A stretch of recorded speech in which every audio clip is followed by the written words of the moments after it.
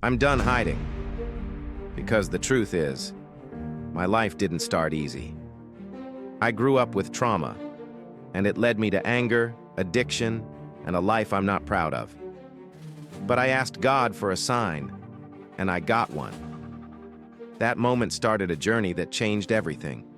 Science, history, religion, and it all led me back to Islam.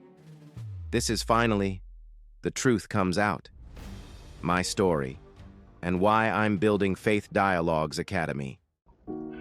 My name is Angel Perez, and for most of my life, I didn't think I would ever say this out loud. Not because I wanted to hide it, but because some memories don't disappear, they live inside you. They follow you into adulthood, and when you survived things that most people can't even imagine, talking about it, it doesn't feel like freedom. It feels like opening a door you fought hard to keep closed, but I'm opening it anyway. Because if my story can save one person, if it can help one person feel understood, then it's worth it. My life got hard early, not teenage years, not adulthood, I mean early. I was about 6 years old when I witnessed something a child should never see. Something that didn't feel right, something that didn't make sense. It involved my family, and it destroyed the feeling of safety in my home. I didn't know what to do. I didn't have the words for it. I didn't understand it. I just knew it was wrong. And what made it worse is that it wasn't one time moment. It became something that happened again and again and again to the point where it felt like there was no escape. No escape at all. Every time we moved, every time life changed, it followed us. And when you're a little kid watching something like that, you don't just move on. You grow up with confusion. You grow up with anger. You grow up with a mindset that never rests. People think trauma is just sadness, but trauma is also rage. Trauma is also silence. Trauma is also living like you're always in danger even when nothing is happening. And when you don't heal, you start to change. You start to harden. You start to break. And I broke. I really broke. As I got older, that pain turned into something else. It turned into depression. It turned into addiction. Very hard. It wasn't easy. It turned into voices, hallucinations, PTSD. Does that sound familiar? I know I'm not the only one going through it. A mental storm that never shuts off. I was angry at everyone. Angry at life. Angry at God. Angry at myself. And when you're carrying pain like that, you don't care about the consequences. You don't care about tomorrow. You just want the pain to stop. So you choose anything that can numb it. Anything that can distract you. Anything that can make you feel powerful, even if it's fake. I got involved in things that I'm not proud of. I was robbing cars,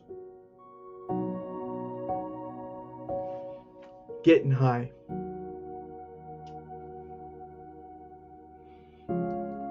losing control. And the scariest part is, I'll tell you what the scariest part is. I didn't recognize myself.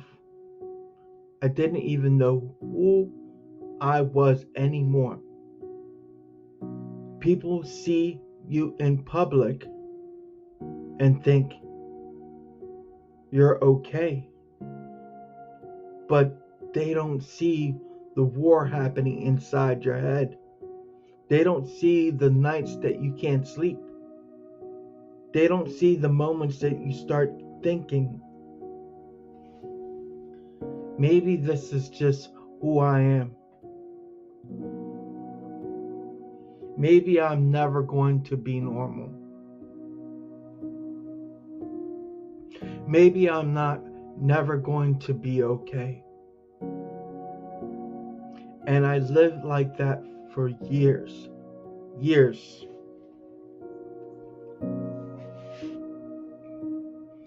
Then one day, something happened that felt small, but it changed everything. It definitely changed everything. This was around 2017. One day I came across a cardboard box.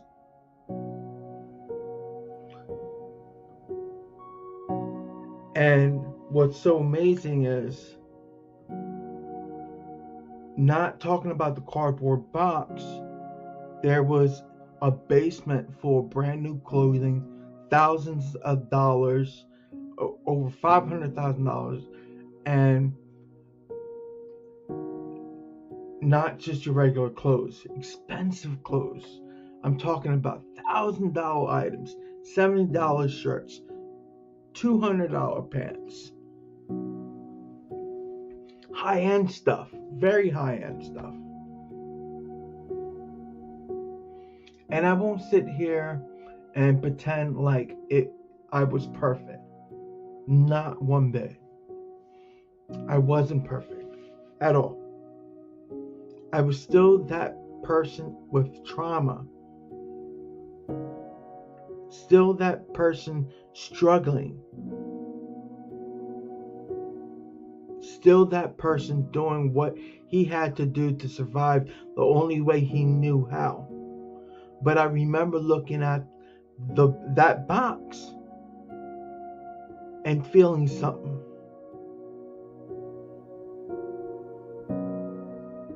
A question.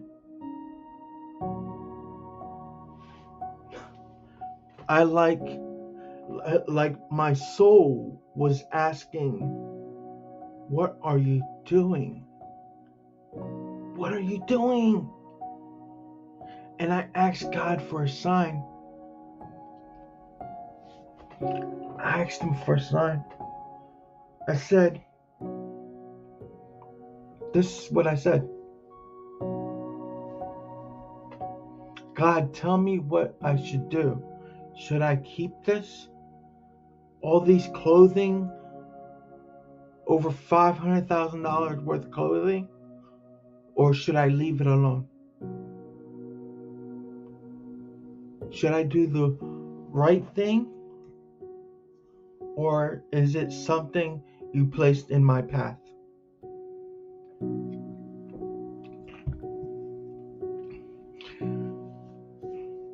And then something happened. That still gives me the chills. Still gives me the chills. Because there was a number on that box, a zip code.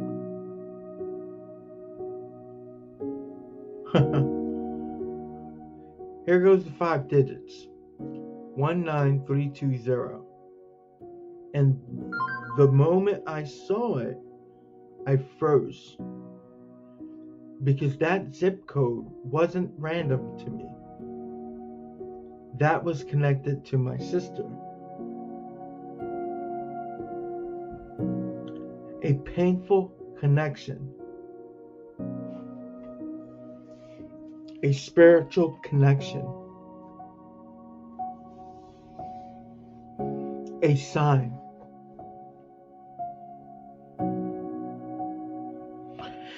And I took it as God answering me. Like God was saying,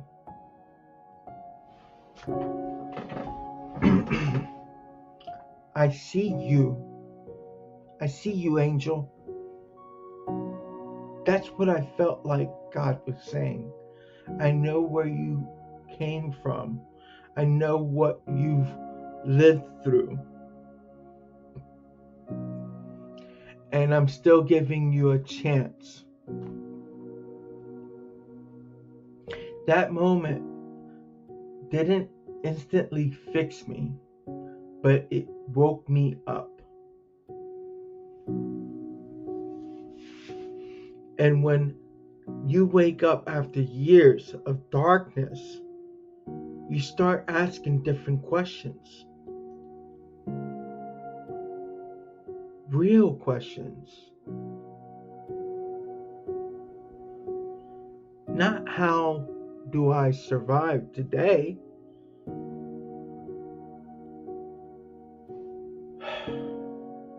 But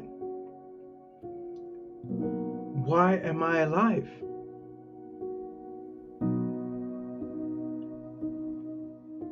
What's the point of all this? Is there a truth in this world? Is God real?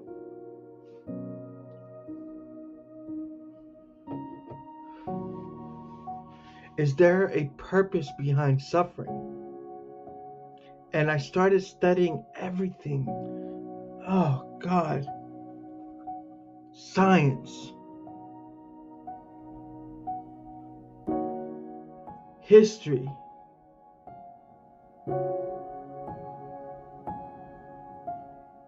Psychology.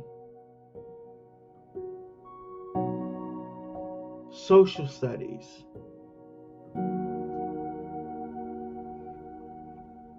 Religion. Anything I could get my hands on. I wasn't looking for comfort. I was looking for the truth. And the deeper I went, the more I felt pulled in one direction, towards Islam. Because the more I studied Christianity deeply, very deeply, the more I personally felt like it was mixed with things that didn't belong, confusion, contradictions, pagan influence, ideas that didn't add up. And I'm not here to attack anyone's religion. I'm just telling you my journey, my research. my reality. Islam didn't feel like confusion. It felt like clarity.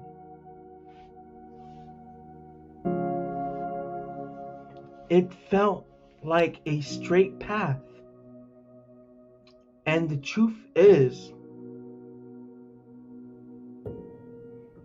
this is the truth. Islam wasn't new to me. Yes, I said that correctly. I became Muslim in prison back in 1997. But after prison, this might sound familiar, I drifted away. Life hit me.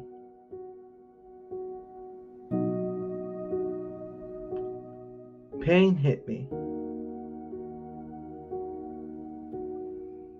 And I forgot.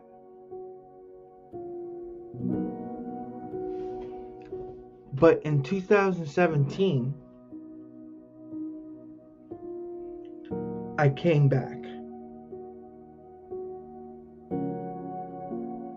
And I took my Shahada again. With a couple who helped guide me. The husband, he passed away recently.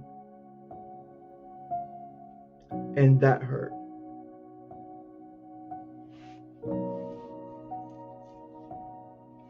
Because he played a role in bringing me back. But his wife is still here. And I'll never forget the kindness they showed me. That Shahada wasn't just words. It was me saying, I'm done running. Yep. I am done running. I'm done being lost. I'm done living like I don't have a soul. When I accepted Islam again,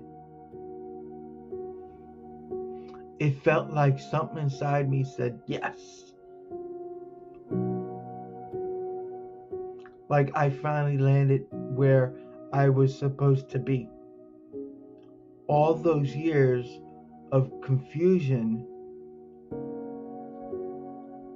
all that pain, all those voices, it didn't disappear overnight. But it finally had direction. Islam gave me something I never had before. Structure.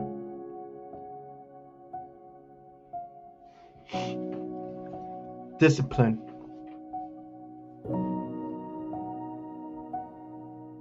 Purpose.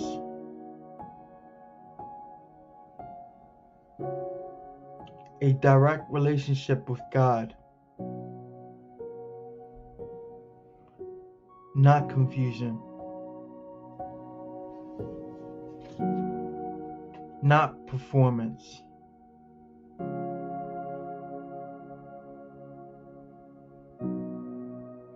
Not drama. Just truth. Just the simple truth. And that's the moment my life began to change. Not all at once. Not at all. But for real. And that's where part 2 starts.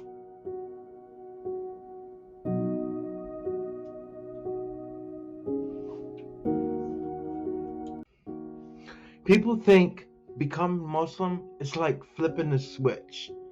Like you take your Shahada and your whole life turns into peace and butterflies. That's just not how it works. Not one bit.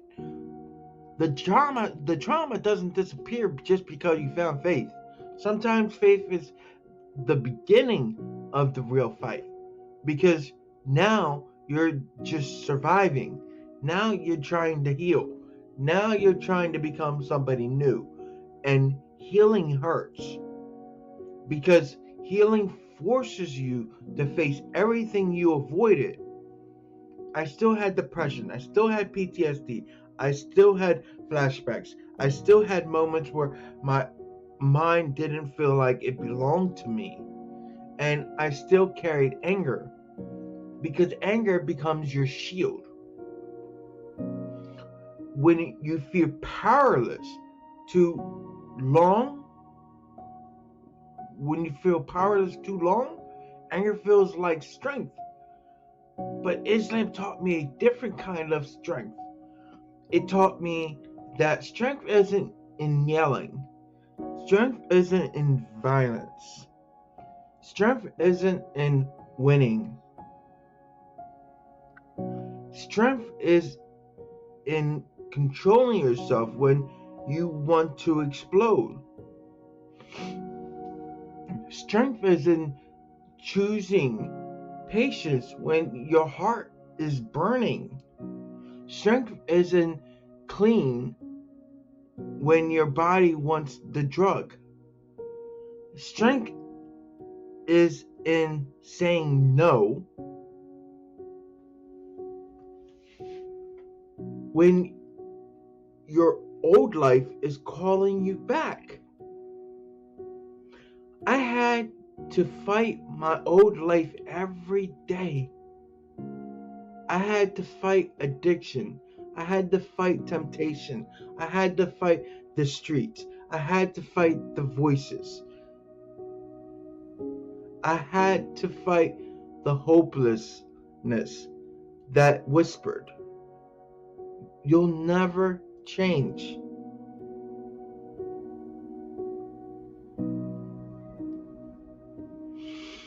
And the hardest part was knowing how much damage my past had done, not just to me, but to the people I loved. Because trauma spreads. Trauma can infect generations. And I didn't want to be another statistic. I didn't want to be another man destroyed by his childhood. I didn't want to be proof that pain wins. I wanted to be proof that God saves. So I started building. I started rebuilding myself like a broken house, one brick at a time. Just one brick. I started praying. Not much, but I started. Even when I didn't feel like it. I started learning. Even when my mind felt heavy, I started trying. Even when I hated myself. And little by little, something changed.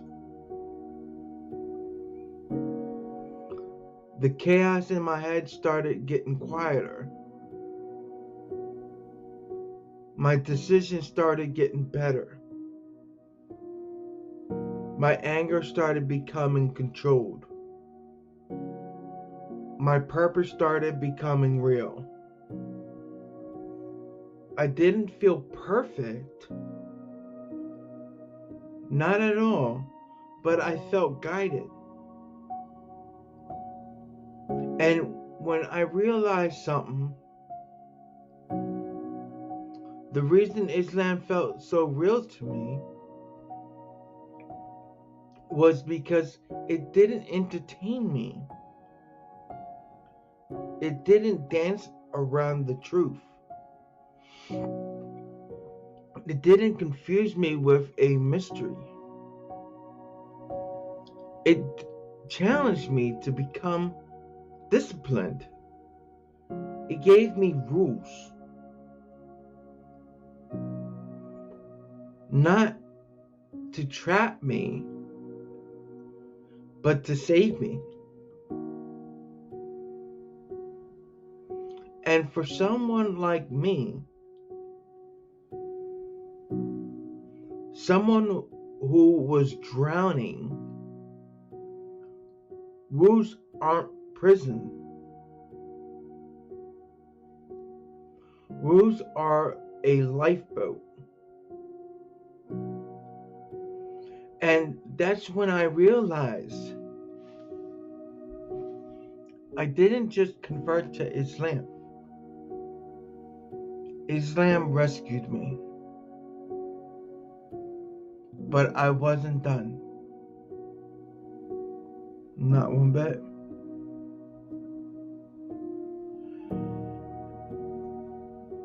You start seeing that your pain can become your mission.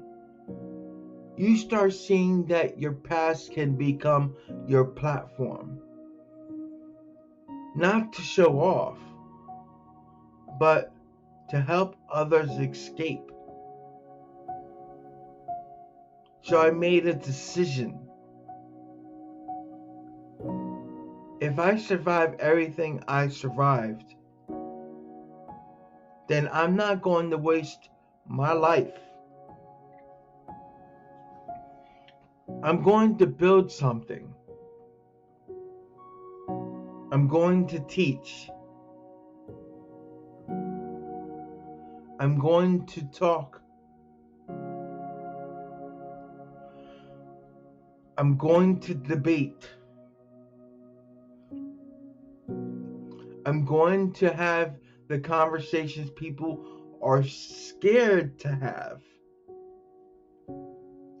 Because I know what it's like to be lost. And I know what it's like to come back. And that's where part 3 begins. Because part 3 isn't about my past anymore. It's about my purpose. Assalamu alaikum.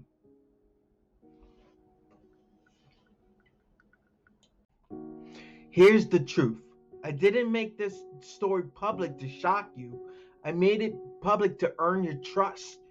Because I'm not selling you a fantasy. I'm not pretending I've always been this strong, peaceful, spiritual person. No. I'm someone who lived through hell and is still standing. And now I'm building something bigger than me. It's called Faith Dialogues Academy. And the mission is simple. Real conversations, respectful debates, learning, growth, understanding. I want a place where people can talk about God without fighting. A place where Muslims and Christians can speak without disrespect. A place where atheists can ask questions without being attacked.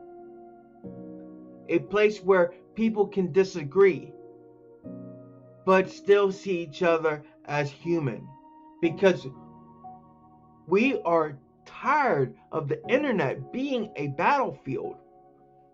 Everybody's yelling. Everybody is trying to win. Nobody is trying to understand. Faith Dialogue Academy is different. It's not for people who want drama. It's for people who want the truth. And you know what? I might agree if people's truth are different. My truth might be different from yours. But as long as we come into that agreement, I mean, it's for people who want knowledge. It's for people who are on a journey. And we're going to have courses, not fake motivations, real education, courses on debating, courses on understanding Islam from beginner to advanced, courses on Arabic, courses on building your mindset. And I'm not doing this alone. I'm bringing teachers. I'm bringing different voices, different backgrounds, different perspectives. Because learning doesn't come from one person. It comes from a community. And yes, there's a small membership fee. $5. $5. Believe me, guys, it cost me more than $5 to set all this stuff up. So and I want you to understand why. Not because I'm trying to get rich off of $5. Not because I'm chasing profit. But because I'm trying to keep it alive. Tools cost money. Subscriptions cost money. Editing costs money. Building costs money. And I'm living on a budget. A very tight one at that.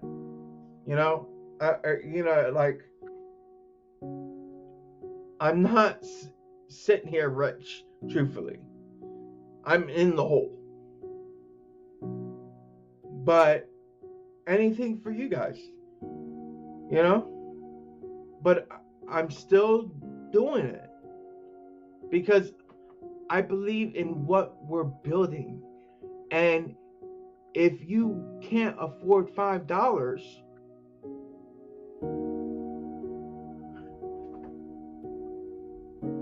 I'm not going to lock you out for $5.